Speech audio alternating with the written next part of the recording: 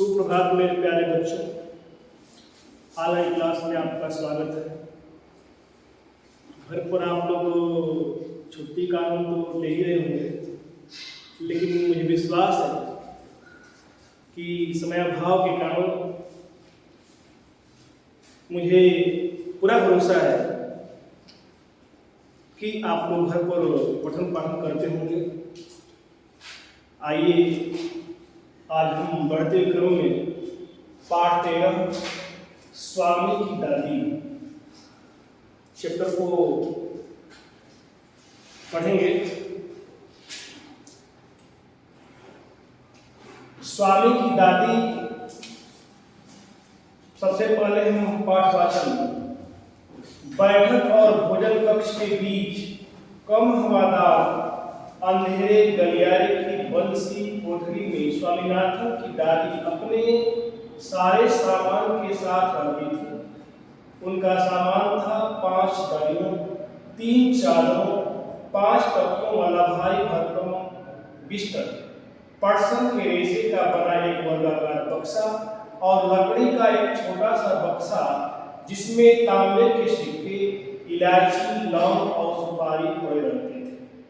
रात के भोजन के बाद स्वामीनाथन दादी के पास उनकी गोद में सिर रखी लौंग, इलायची की गंध भरे वातावरण में अपने को बहुत प्रसन्न और सुरक्षित महसूस कर रहा था। एक छोटा सा बच्चा है जिसका नाम स्वामीनाथन है और उसका एक छोटा सा अपनी ही उम्र का एक दोस्त है जिसका नाम राजन। स्वामीनाथन अपनी दादी माँ के गोद में अपना सिर रख करके सोया हुआ है।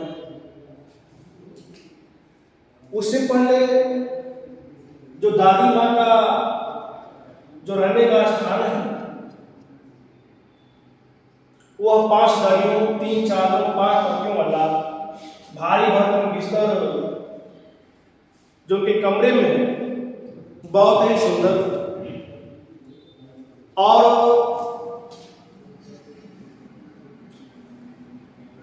उस घर में एक लकड़ी का छोटा सा बक्सा जिसमें तांबे के सिक्के, इलायची, लौंग और सुपारी भी हैं, उसका आनंद लेते हुए दादी माँ स्वामीनाथन को कहानी सुनाना चाहती है।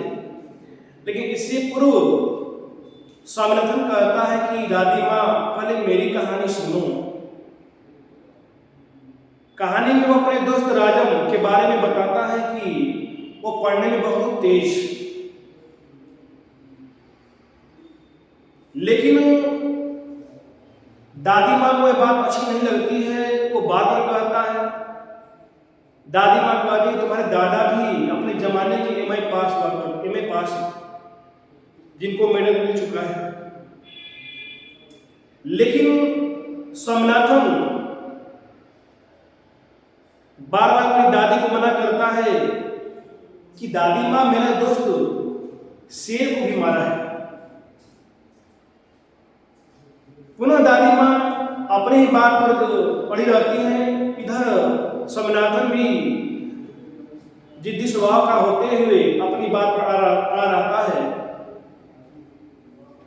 और दादी पुनः कहती है कि तुम्हारी जो बुआ है वो बहुत महामूर्ख थी, क्योंकि जब मैंने तुम्हारे दादा का मेडल उसे दिया तो वह उसे तोड़वा करके 4 चूड़ियां बनवा ली।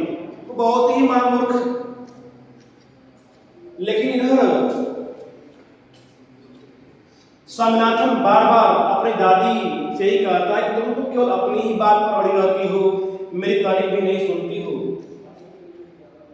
इस पाठ में यही बतलाया गया। बढ़ते क्रम में चलते हैं। बड़ी प्रसन्नता से भरकरो बोला, ओह दादी तुम नहीं जानती राजम कितनी ऊंची चीज है। उसने दादी को राजम और मणि की पहले दुश्मनी और फिर दोस्ती की कहानी का सुनाई। तुम्हें पता है उसके पास सचमुच की पुलिस की वर्दी है। स्वामीनाथन बोला, सच? उसे पुलिस की वर्दी क्यों चाहिए? दादी ने पूछा। उसके पिता पुलिस अधीक्षक हैं, वह यहाँ की पुलिस के सबसे बड़े अफसर हैं। दादी काफी प्रभावित हुई।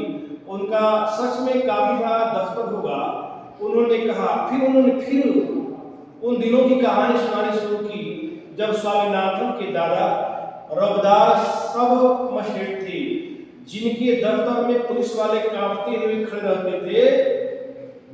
उनसे डरकर खूंखार से खूंखार डाकुओं तक भाग खड़े होते थे। स्वामीनाथन अधीर होकर उनकी कहानी खत्म होने का इंतजार करने लगा, लेकिन दादी बोलती ही गई, इधर उधर भटकती हुई और अलग अलग समय पर घटी घटनाओं को गड्ढमड करती हुई। दादी बार बार स्वामीनाथन के दादा के बारे में बता रही है कि तुम्हारे दादा भी एक रौदार सब मजिस्ट्रेट थे, पुलिस वाले भी उनसे कांपते थे, डाकू के थर्रा जाते थे। स्वामीनाथन सोच रहा है कि कब अपनी बात दादी को समाप्त करे ताकि मुझे भी मौका मिले कुछ करने के लिए। बस काफी है दादी, उसने रुखे स्वर में कहा। मैं तुम्हें राजम के बारे में कुछ बताना चाहता हूं। जानते हो उसे गणित में कितने नंबर मिलते हैं? सारे नंबर मिलते होंगे, है ना? दादी ने पूछा।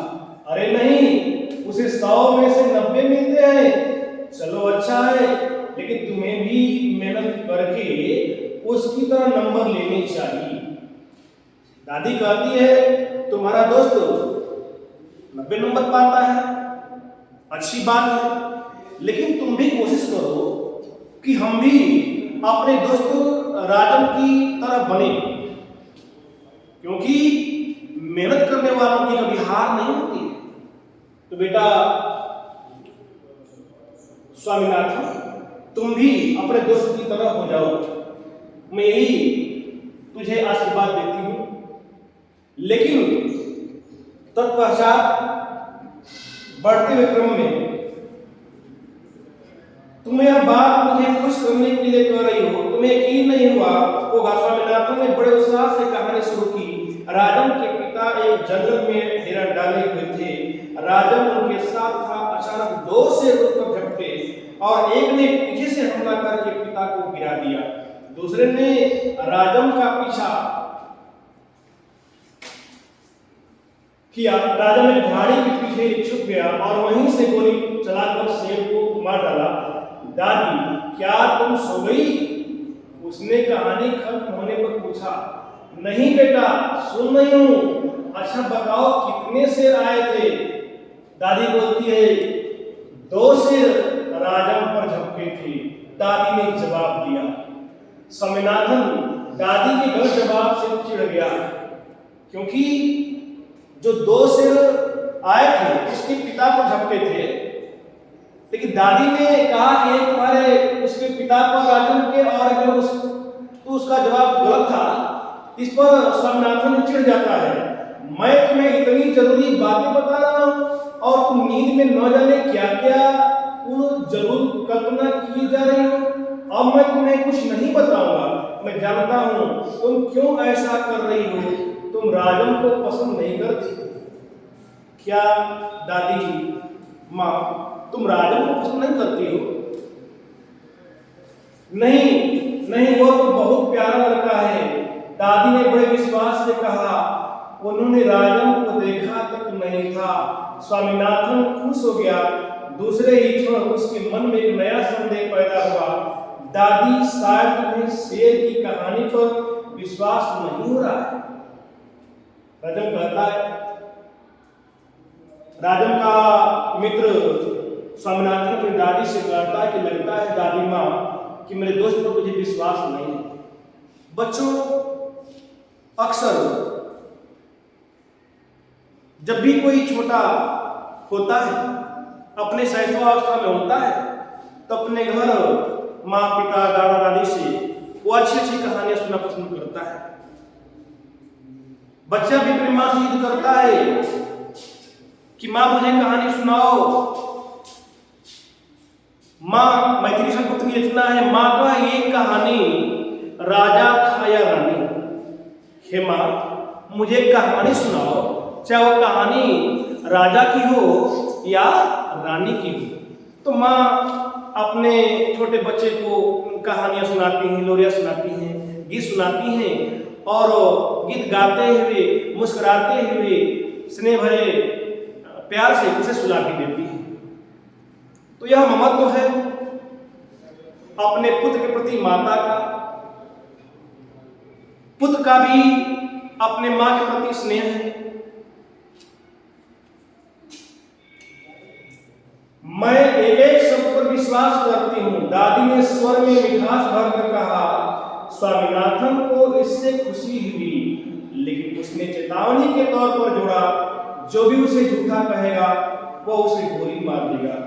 दादी ने इसका समर्थन किया और हरिजन की कहानी सुनाने की बात कही, जिसने वचन का पालन करने के लिए सिंहासन, पत्नी और बच्चे को खो दिया और अंत में उसे सब कुछ वापस मिल गया। उसने कहानी आधी ही सुनाई थी कि स्वामीनाथन खर्राटे लेने लगा। दादी भी रुक कर बोलने लगी, फिर वो भी सो गई। अंत में दादी ने राजा हरिश्चंद्र की कहानी सुनाई। कहानी सुनते सुनते स्वामीनाथन सो गया, खर्राटा लेने लगा।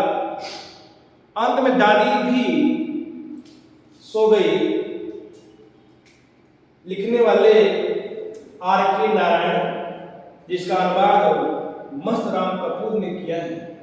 तो मेरे प्यारे बच्चों, स्वामी की दादी पाठ का स्वर वाचन करेंगे। धन्यवाद।